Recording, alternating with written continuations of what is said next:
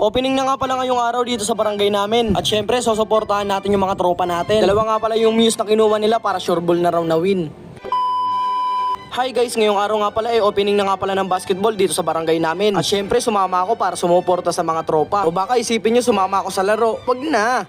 Kasi baka matalo ko lang lahat eh. Kaya ang sabi ko sa sarili ko, kung sasama pa ako sa laro nila, matatalo silang lahat, matatanggal sila. Kaya magbablog na lang ako, ibibideo ko na lang yung mga highlights nila. Kasi baka akong mag-isa na lang yung maglalaro dyan, matatanggal silang lahat. At ayun na nga guys, pagkatapos nga pala ng ilang oras, nag-umpisa na nga pala silang magparade. Ang bongga talaga ng kapitan namin, magpaparade lang yung mga players, ipa DLC pa sa unahan. At syempre, habang naglalakad sila at nagpaparade, ako naman ay makikisawsaw na rin sa Zona 3. Kinuha nga ako ng player ng mga Zona 3 kasi kulang daw sila. Kaso tinanggihan ko kasi ayoko mag-champion. Ayokong matalo yung mga tropa ko. Kaya umayaw ako na maging player ng Zona 3. Isipin nyo pinsan ko si Kobe Bryant tapos uncle ko si Jordan Clarkson. Kaya pala gusto nila ako makakampi kasi nalaman nila na pinsan ko si Kobe Bryant. Kayo Kaya umayaw ako sa gusto nila. At ayun na nga guys, naglalakad na nga rin pala kami. At kung makikita nyo yung mga tropa ko, nagpapapansin sa likod. Papansin yarn? Ito nga pala yung mga player ng Zona 3. Mga nasa 5 players lang nga pala sila. At kulang na kulang talaga kaya sinamal nila ako. Kulang na kulang sa players at wala rin kaming muse. Pero naisip ko na makikiparade na lang ako at hindi na ako maglalaro. Ibibigay ko na sa mga kaibigan ko yung champion. Kasi guys, ayoko na mag-champion. Kaka-champion ko pa nga lang pala sa NBA tapos magpapa-champion ako dito sa lugar namin.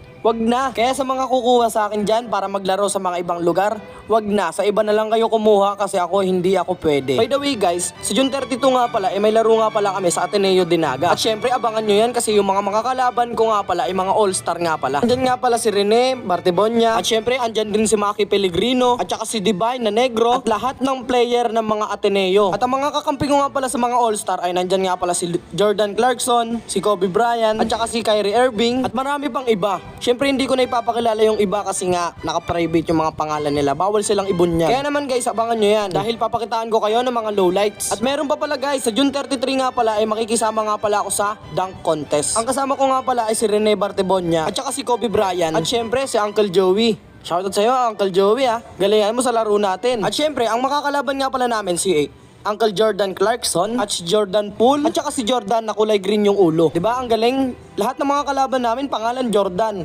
Lahat yan mga mahihina, boy. At hindi lang pala yun mga pre. Kasi sa June 34 may mga maglalaro nga palang mga import. Kasi guys, pinalagyan ko nga pala dun sa schedule na magpapalaro ako ng mga 80 up. Yung mga naka-wheelchair, yung mga import na. Pinalagyan ko dun sa schedule ng 80 up para kompleto na yung mga may 18 up, 40 up. At syempre, meron ding 80 up. May iba tayo guys, nandito na nga pala kami sa highway. Sa highway na kung saan may dumadaan na may mga gulong na sasakyan. Diba? O baka isipin nyo yung lumulutang na mga sasakyan Hindi pa boy. Hayaan nyo mga pre kasi kapag ako naging mayor, lahat ng sasakyan, tatanggalan natin ng mga gulong. Papalitan natin ng mga paa ng